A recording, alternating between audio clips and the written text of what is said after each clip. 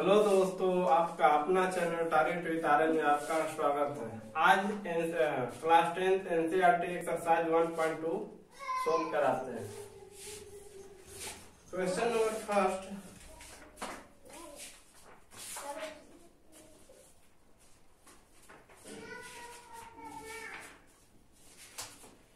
Exercise 1.2 का first question first करा कि निम्नलिखित संख्याओं को अभाज्य गुणनखंडों के गुणनफल के रूप में व्यक्त कीजिए। केवल गुणनखंड के रूप में व्यक्त कर देना है। फर्स्ट दिया है 140 यानी 140 दिया, इसको गुणनखंड के रूप में अभाज्य गुणनखंड के रूप में व्यक्त कर देना। तो 140 को जब फैक्टर कीजिएगा तो 2 से लगा 2 से 14, 2 तिया 6, 2 5 10, 5 से 35। तो क्या हो जाएगा 140 is equal to 2 into 2 into 5 into 7। यानी जब पावर में लिखेगा तो दो दो गो है, इसलिए 2 के पावर 2, 5 1 गो होता है, ऐसे ही छोड़ दीजिएगा। 7 एक गो है तो ऐसे ही छोड़ दीजिए। यही हो गया आंसर। यही अभाज्य गुणनखंड के रूप में दर्शा दिए। सेकंड है, फर्स्ट का सेकंड 156, इसको भी तोड़ लीजिए गुणनखंड के रूप में। 2 से 14, 2 8 16, 2 तिया 6, 2 9 18, 3 से 13 39। अब क्या लिखिएगा 156 equal to 2 into 2 2 into 2 into 3 into 30। यानी क्या लिख सकते हैं 2 के पावर 2 इंटू 3 इंटू 30। 2 2 को है 2 के पावर 2 और 3 एक है इसलिए एगो लिखे और 13 एगो लिखे। यही हो गया अभाज्य गुणनखंड के रूप में देखते हैं। और थर्ड है 3825। 3825 जब 3825 का जब फैक्टर कीजिएगा तो होगा 3825। 3825 को फैक्टर कीजिएगा तो देखिए 2 से तो लगेगा नहीं, क्योंकि यूनिट डिजिट कितना आ गया 5 आ गया। 5 को कभी लगता नहीं है। 3 से देखते तो 5 2 7 7 8 15 15 3 18, 3 से लग जाएगा। तो 3 एकम 3, 3 दूना 6, 3 चौके रुक जाइए, 3 एकम 3, 3 दूना के 6, 3 से 3 5 15।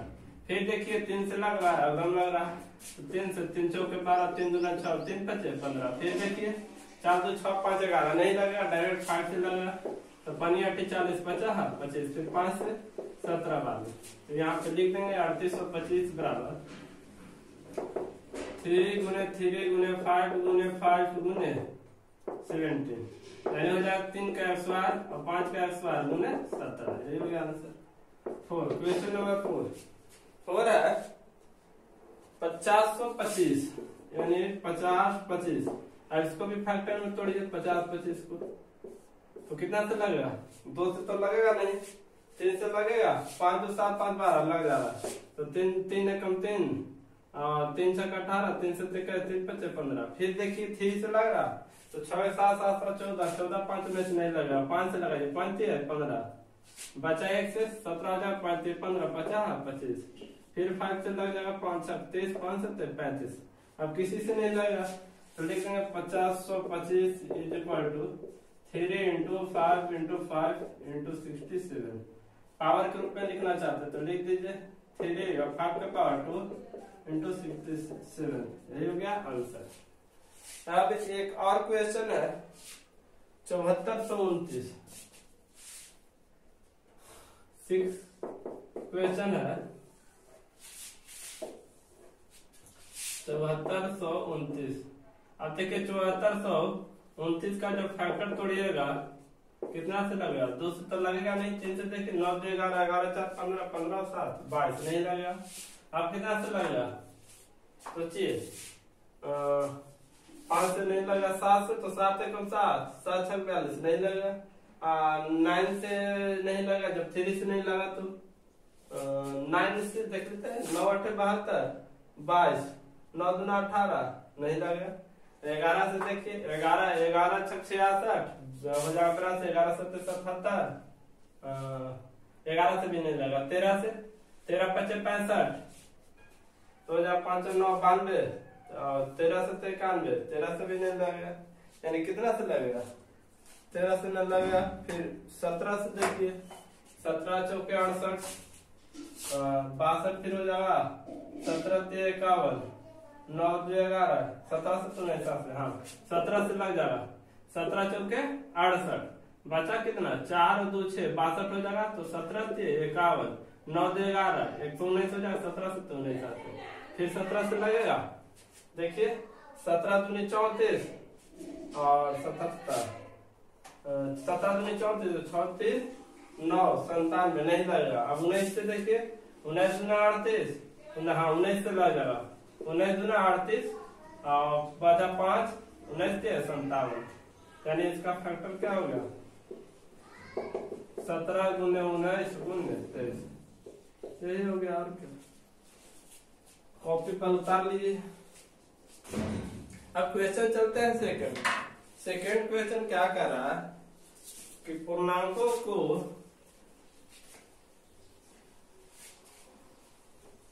सेकंड क्वेश्चन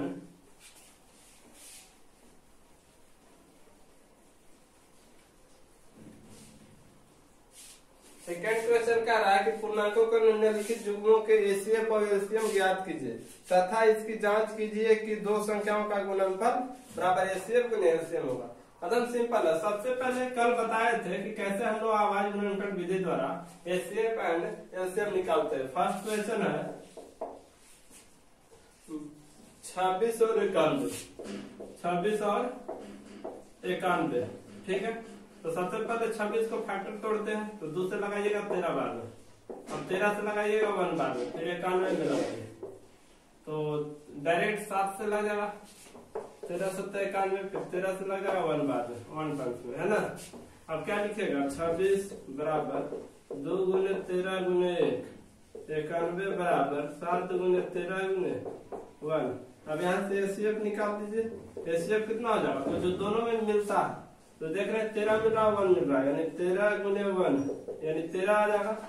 फिर एलसीएम निकालते हैं। एलसीएम में क्या करते हैं जो मिलता है वो लेते हैं तो 13 भी मिल गया और जो ना मिला वो भी लेना तो 2 भी ले लेंगे 7 भी लास्ट में 1 से उतना ही जितना गुना कीजिए उतना ही जाएगा इसलिए। अब 13 दूनी 26 मान लीजिए 7 दूना 14 और 14 और 13 में गुना कर लीजिए तो 14 3 42 हासिल 4 14 4 18 182 14 3 42 हासिल 4 14 4 18 182। एलसीएम तो ये हो गया सॉरी एचसीएफ पे हो गया एलसीएम में हो गया। अब जांच भी करना है। जांच क्या करना है जांच करना है कि ये जो संख्याएं हैं 26 और 91 जब इन दोनों के गुना करेंगे दैट मीन्स गुणनफल जो आएगा इन दोनों के एलसीएम और एचसीएफ के गुणनफल के बराबर होगा। तो चलिए पहले निकाल लेते हैं दोनों संख्याओं का गुणनफल। दोनों संख्याओं का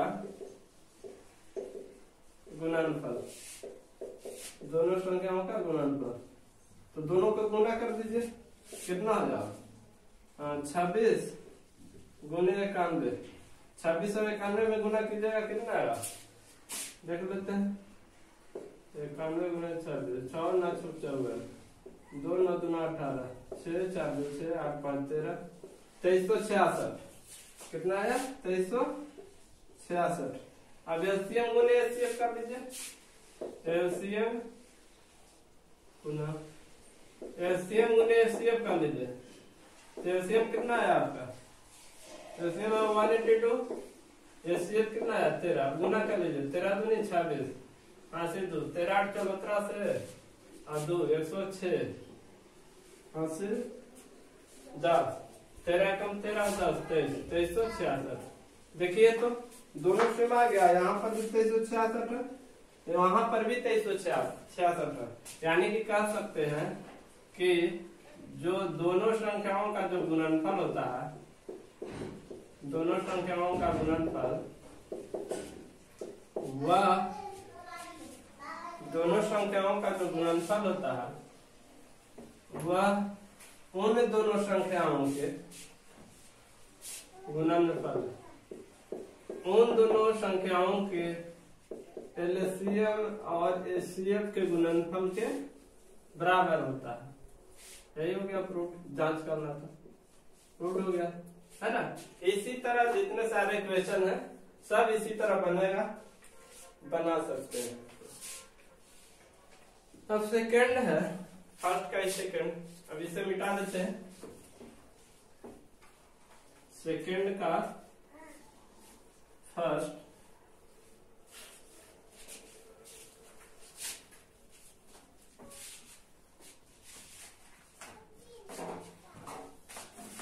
सेकंड का फर्स्ट है 510 और 92। सेकंड का सेकंड 510 और 92। इन दोनों का भी उसी तरह फैक्टर तोड़ेंगे। फैक्टर तोड़ करके, है ना, फैक्टर तोड़ करके और एलसीएम एचसीएफ निकालेंगे। तो 510 को तोड़िए तो कितना से लगा? 2 से। 2 दूना 4, 2 पचे 10, 2 पचे 10। फिर 2 से लगाइए, 2 एकम 2, 2 दूना 4, 2 से सॉरी 2 से लगेगा ही नहीं क्योंकि यूनिट डिजिट क्या आ गया? 5 आ गया। 3 से देते 10 2 12, 3 से लग जाएगा। 3 8 24, 3 पचे 15, फिर 5 से 17 पचे 50, फिर 17 से लगा सकते हैं एक बार। फिर 92 को लगाइए, 2 चौके 8, 2 छक 12, फिर 2 से 23 दूना 46, फिर 23 से लगाइएगा 1 टाइम्स में हो जाएगा। अब क्या लिखिएगा? 510 बराबर 2 गुने 3 गुने 5 गुने 17 गुने 1 और 92 बराबर हो जाएगा 2 गुने 23 गुने 1।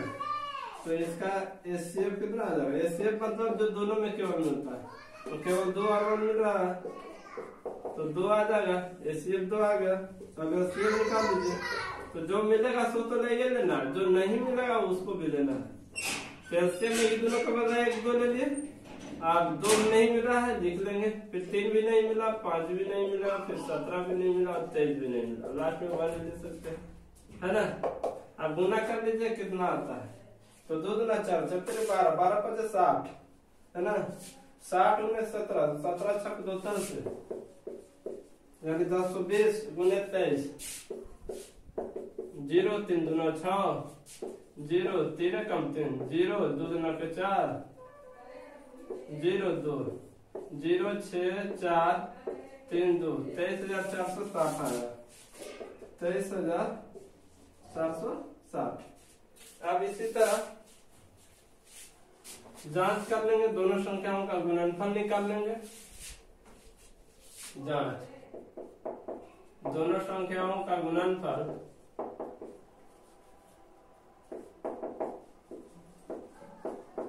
दोनों संख्याओं का गुणनफल बराबर हो जाएगा पहली संख्या गुने दूसरी संख्या। तो फर्स्ट संख्या क्या आ जाएगा?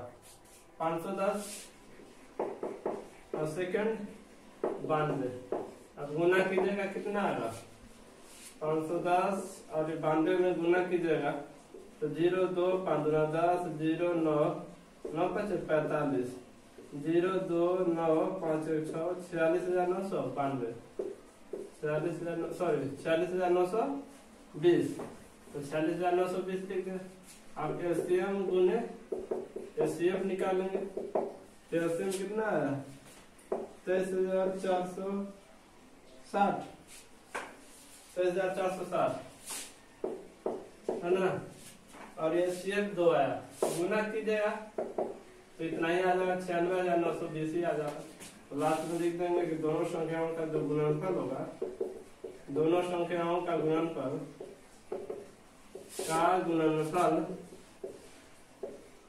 बराबर हो जाएगा एलसीएम गुने एचसीएफ।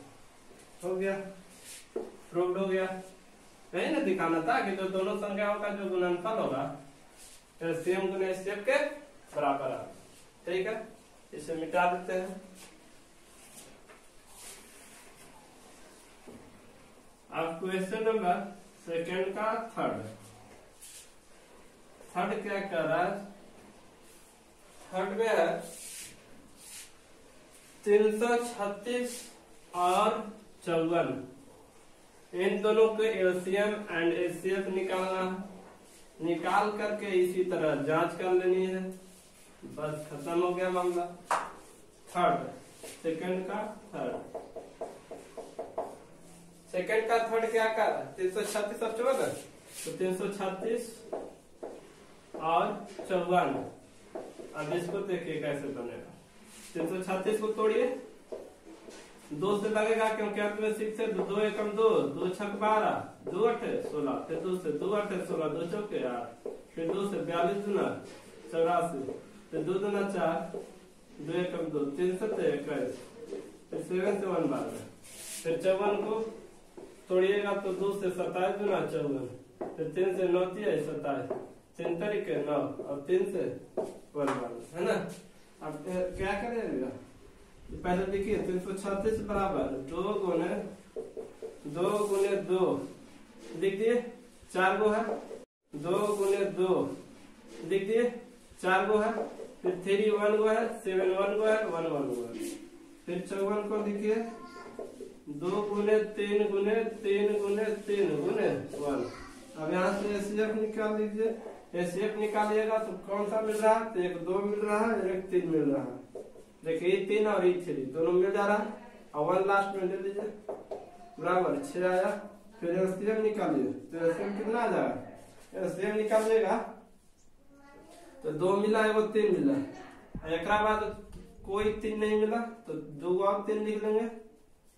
इससे पहले रुकिए, 2 पहले लिख लेते हैं, ये 2 मिला और 2 ना मिला, लिख लीजिए 2 गुने 2 गुने 2, फिर एगो 3 मिला, फिर 2 को 3 नहीं मिला, अंक ये 7 है, और लास्ट में 1 गुना कीजिएगा, कितना आ जाएगा, 2 दूना 4, 4 दूना 8, 8 दूना 16, 16 से 48, है ना, 3 3 9, 9 से 63, 63 और 48 को गुना कीजिए, 63 48, 8 के 24, 4 3 12 2 14, 8 6 48, 8 से 4 4 24 4 28, 4 8 4 12 10 3, यानी 30 24, कितना आया 30 24, 30 24 आ गया।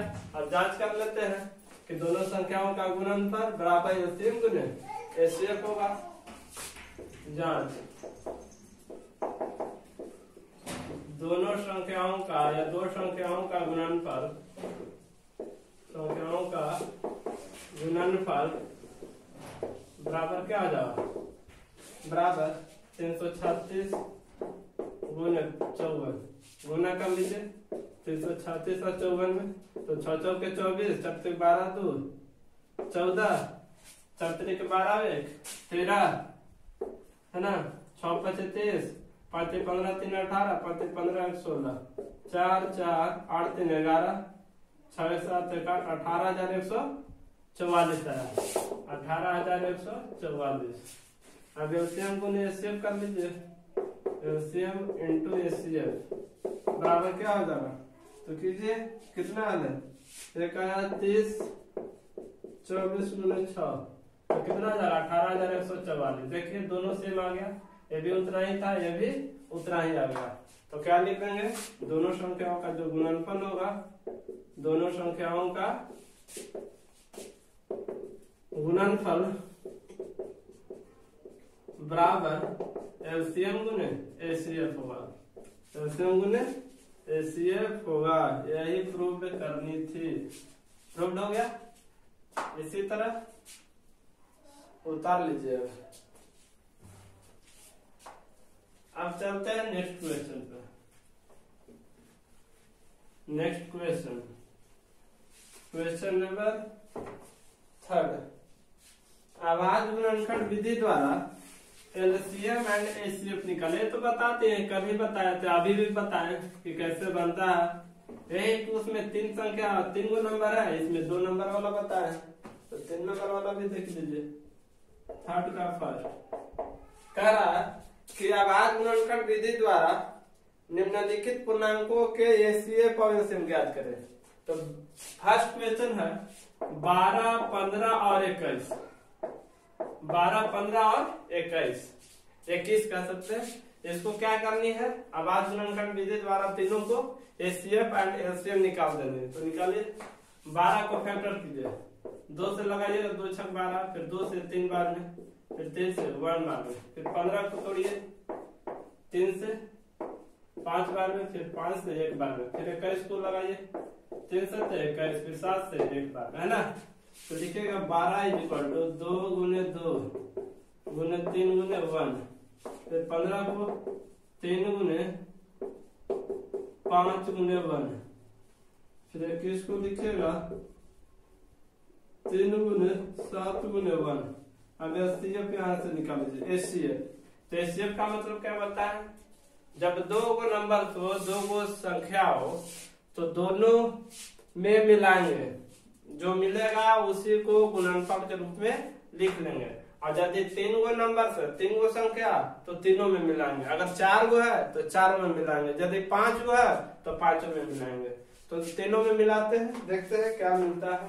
तो देख रहे हैं बाबू कि 3 इसमें भी है, 3 इसमें भी है, 3 इसमें भी है, 3 गो सॉरी 3 जो है तो तीनों में एक हुआ यानी मिल रहा। तो एक 3 हुआ, एक 1 तो बोल रहे हैं 1 तो सब में मिलता रहेगा। तो 3 से 1 में गुना कीजिएगा 3। अब एलसीएम निकाल लीजिए। एलसीएम निकालिएगा तो 2 नहीं मिल रहा तो लिख लेंगे, जो मिलेगा वो तो लिख लेना, और जो नहीं मिलेगा वो भी लिख लेना। तो 2 और 2 इसमें भी नहीं इसमें भी नहीं तो लिख लेंगे। और 3 तीनों में मिल गया, 5 नहीं मिला, 7 नहीं मिला, 1 नहीं मिला, सॉरी 1 तो मिल गया। अब गुना कर 2 दूना 4, 4 3 12, 12 5 60, 7 6 42 यानी 420। 420 यही हो गया आंसर। अब क्वेश्चन नंबर सेकंड, थर्ड का सेकंड है 17 23 और 29। 17 23 और 29। तो 17 को लगाइएगा तो डायरेक्ट 17 से ही लगेगा, 23 को लगाइएगा तो डायरेक्ट 23 से ही लगेगा, और 29 को लगाइएगा तो डायरेक्ट 29 से लगेगा। तो 17 लिख सकते हैं 17 गुने 1, 23 लिख सकते हैं 23 गुने 1, और 29 बराबर लिख सकते हैं 29 गुने 1। अब देखिए यदि हम ये नहीं बताते कि लास्ट में भी लगा लेना है तो अभी प्रॉब्लम होता कि ना होता, बहुत दिक्कतें होती। इसलिए लास्ट तक भी लगाते रहना, मतलब एक लास्ट में ला लेना है ना, किसी भी तरह, और उसको लिख लेना। अब यहाँ से आप एचसीएफ निकालिए। तो एचसीएफ निकालिएगा तो एचसीएफ का मतलब क्या बोले, तीनों में मिलना चाहिए। तो क्या तीनों में 17 है? नहीं, केवल एक में है, फर्स्ट में है। 23 तो सेकंड में ही केवल है, 29 केवल थर्ड में ही है ना। यानी तीनों में केवल मिल रहा है तो वह संख्या 1 ही है, इसलिए 1 हो जाएगा इसका एचसीएफ। अब एलसीएम निकालना, तो एलसीएम निकालिएगा तो कितना आएगा, तो जो मिलेगा एलसीएम में क्या करते हैं, जो मिला वो तो ले लेना, जो नहीं भी मिलेगा उसको भी ले लेना। तो देखो 17 भी नहीं मिला, 23 भी नहीं मिला, और 29 भी नहीं मिला, 1 तो सब में मिलता है। अब सबको मल्टीप्लाई कर लीजिए, जो आएगा वो आंसर हो जाएगा। तो देखते हैं कर करके गुना कीजिए। तो 23 गुने 17, 23 गुने 17, तो 17 एक है, 7 में 14 तो 16, 23, 1 6 3 9 3 391। अब 391 और 29 में गुना कीजिए तो 9 81 9 81 9 3 27 27 तो 8 35 2 1 2 9 2 18 3 2 6 7 9 2 1 3 8 5 13 7 3 10 11 यानी 11,339। 11,339 यही हो गया आंसर। यही क्या हो गया आपका आंसर हो गया, और 1 एचसीएफ आ गया, यानी 11,339 आपका एलसीएम आ गया और 1 क्या आ गया, एचसीएफ आ गया। एक और क्वेश्चन है थर्ड में।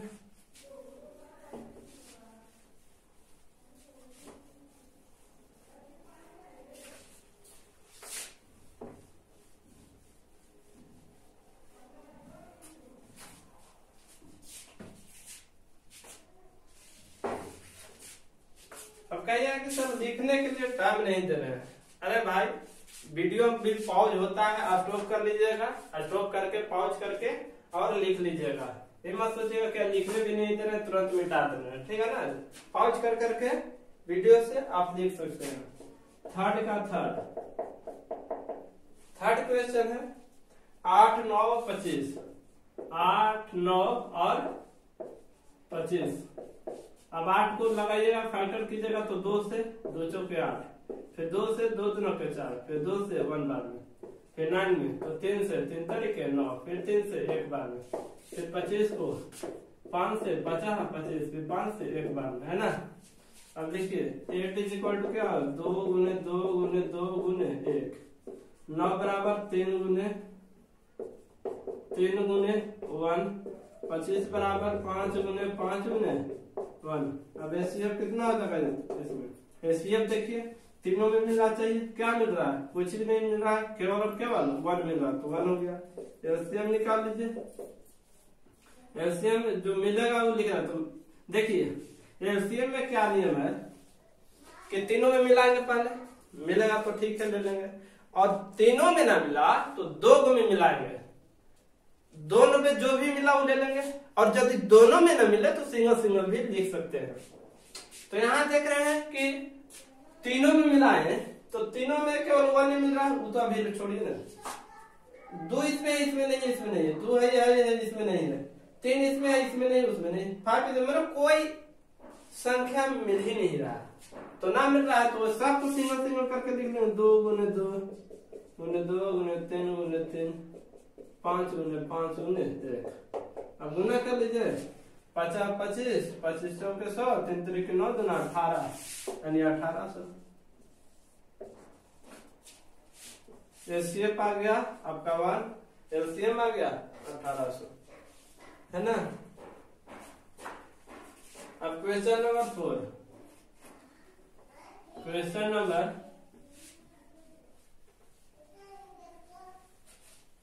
4 कह रहा है कि HCF 306,457 बराबर 9 दिया है, तो LCM बताएं क्या? मतलब बहुत आसान, सिंपल से सिंपल, वेरी सिंपल क्वेश्चन बताए इस तरह के। कल हमने थ्योरी में कराया था, गिवन दिया गया कि LCM दिया, HCF दिया है, HCF अब 306,657 बराबर 9, तो LCM अब 306,657 बराबर 1, मैंने इसका मान पूछ रहा था। सिंपल है, देखिए क्या है पता है ना, एकदम आसान है। जब LCM पूछे तो क्या करेंगे कि संख्याओं का गुणनफल निकालेंगे, मतलब 2 है तो दोनों का, है ना, दोनों संख्याओं का गुणनफल निकालेंगे, गुणनफल। अब बटा क्या हो जाएगा? बटा LCM का है तो बटा में HCF होगा, HCF। तो संख्याओं का गुणन, संख्या है क्या? तो 306 है और 657 है। HCF आपका कितना है? 9।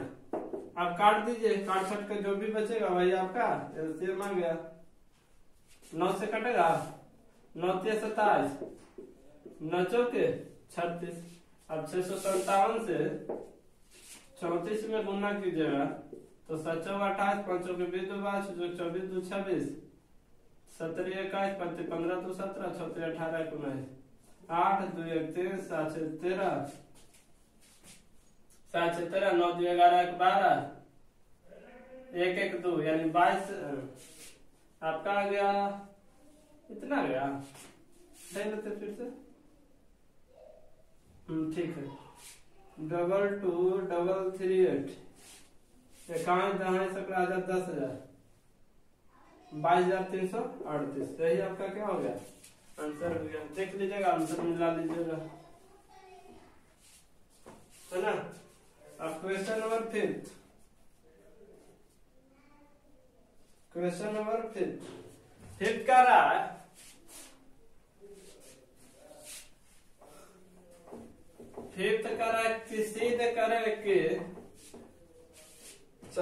जांच कीजिए कि क्या किसी प्राकृतिक संख्या n के लिए संख्या शेष के पावर n अंक 0 पर समाप्त हो सकती है।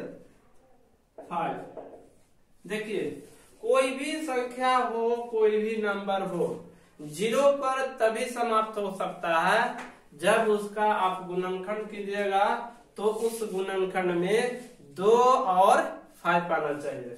अगर 2 और 5 नहीं आएगा तो समझिए कि उसका कभी भी समाप्त, या फिर कह सकते हैं उसका यूनिट डिजिट यानी कि इकाई अंक कभी भी 0 पर समाप्त नहीं हो सकता है ना। तो कह रहा है कि कोई प्राकृतिक संख्या n के लिए 6 के पावर n 0 पर समाप्त होगा, तो निकाल करके देख लेते हैं। देखिए 6 के पावर n, तो इसका आप फैक्टर कीजिएगा तो इस तरह से कर सकते हैं, 2 गुने 3 के पावर n कर सकते हैं ना। 6 का फैक्टर आपने कीजिएगा तो कितना आएगा? 2 गुने 3 के पावर n ही ना आएगा, एकदम आएगा। ठीक है, तो आपने यहाँ जब फैक्टर किया 6 के पावर n को, तो फैक्टर आया 2 गुने 3 के पावर n। तो 2 गुने 3 के पावर n आया, तो क्या कभी भी कर सकते कि इसका यूनिट डिजिट यानी कि इसका जो समाप्त होगा 0 पर होगा, 0 पर होगा? नहीं होगा। क्यों? 2 तो इसमें है, लेकिन क्या आ गया 3, तो 2 के साथ क्या आना चाहिए था? 5 आना चाहिए, है ना? 5 और 2 बाबू आएगा, तभी आप कहिएगा कि इसका यूनिट डिजिट 1 होगा कि कायक 1 हो सकता है, अन्यथा आप नहीं कर सकते हैं। तो यहाँ पे लिखेंगे यहाँ 6 का पावर n का गुणनखंड 2 गुने 3 है, 2 और 3 है, अतः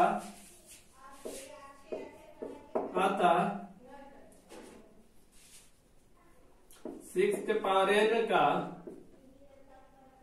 को 0 पर समाप्त होने के लिए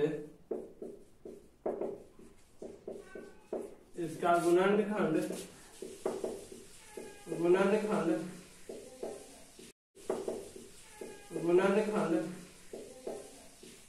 इसका गुणनखंड 2 और 5 2 और 5 होना चाहिए। इसलिए कह सकते हैं कि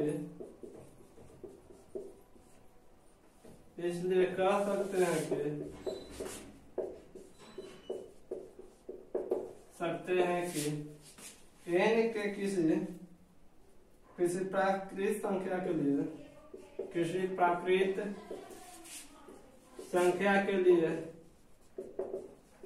किसी प्राकृत संख्या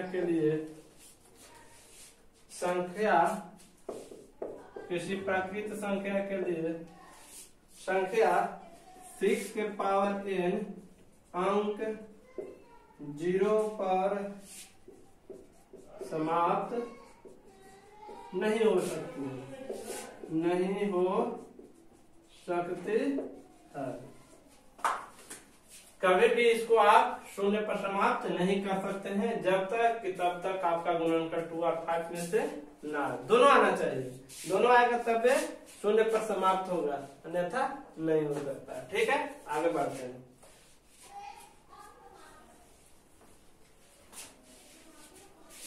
क्वेश्चन नंबर 6 क्या रहा है?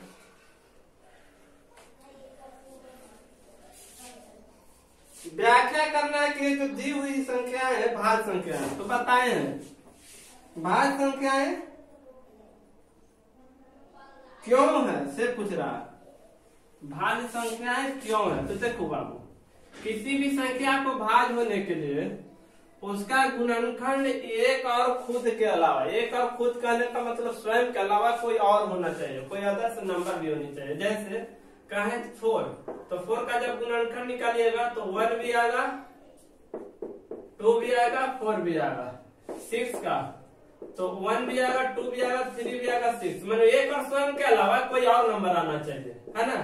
कोई अदर नंबर आएगा तभी कहेंगे कि वह संख्या भाज्य है, अन्यथा नहीं आएगा तो वो कहेंगे कि वह संख्या भाज्य नहीं है। ठीक है, अब चलते हैं क्वेश्चन पर। क्वेश्चन नंबर 6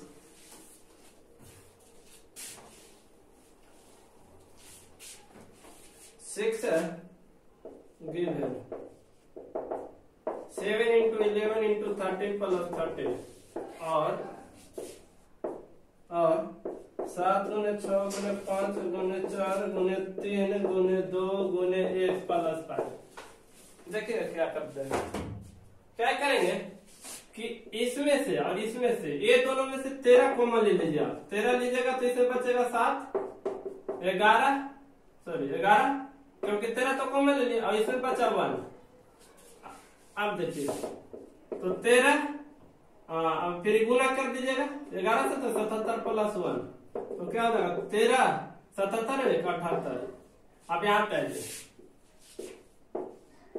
अब इसमें से यहाँ तक और यहाँ तक में देख रहे हैं कि 5 है, दोनों में 5 कॉमन ले लेंगे तो इसमें 7 बचा, 6 बचा, 4 बचा, 3 बचा, 2 बचा, है ना? और इसमें 1 बचा।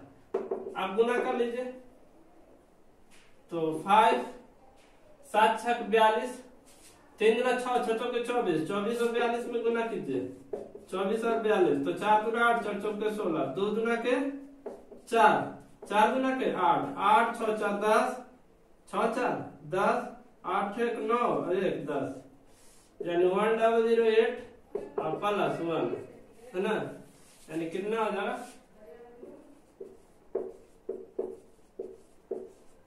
5 × 100 9।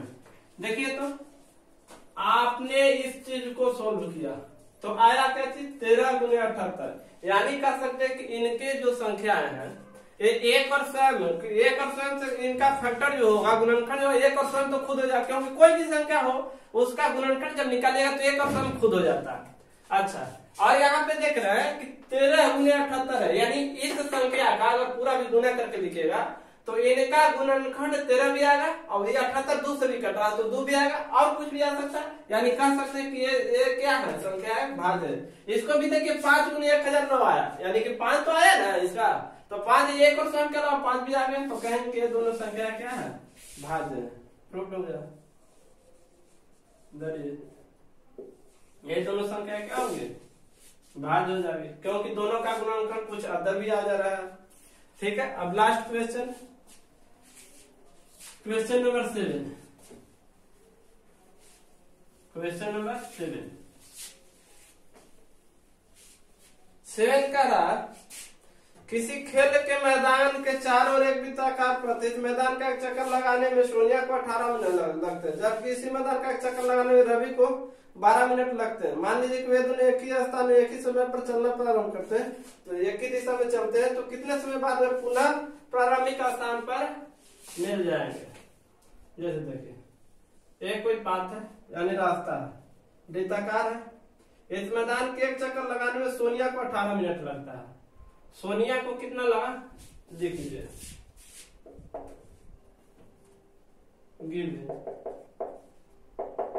सोनिया को वृत्ताकार पथ को एक चक्कर लगाने में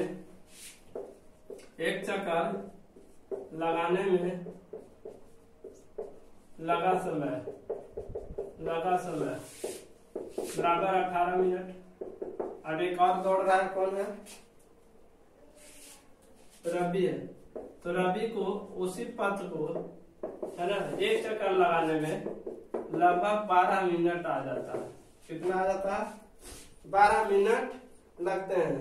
अब कह रहा है कि वे दोनों एक ही स्थान और एक ही समय पर चलना प्रारंभ करता है, मतलब सपोज दैट मान ली कि यहाँ है, अब यहां से ही इन लोगों को चलनी है, दोनों को एक ही स्थान से और एक ही टाइम पर, एक ही स्थान से और एक ही टाइम पर वे दोनों चलना प्रारंभ करते हैं ना। सपोज दैट यहां से मान लिया कि दोनों चलना प्रारंभ किया, अब कितने टाइम के बाद कितने समय के बाद वे दोनों मिल जाएंगे, तो कुछ नहीं 18 और 12 का डायरेक्ट अंक है, तो एचसीएफ आप निकाल लीजिए, आंसर आ जाएगा।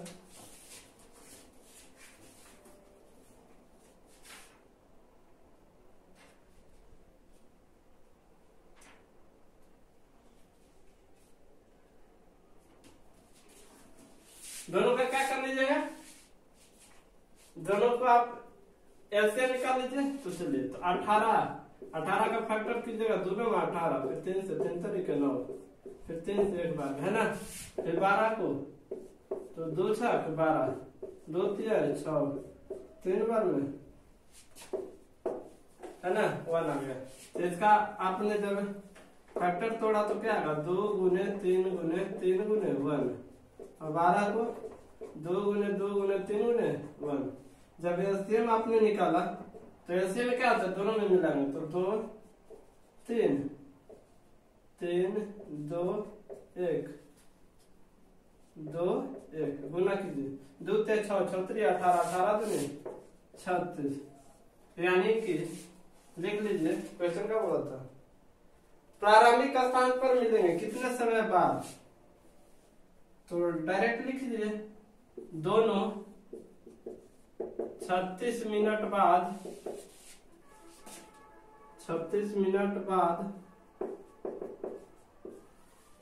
प्रारंभिक स्थान पर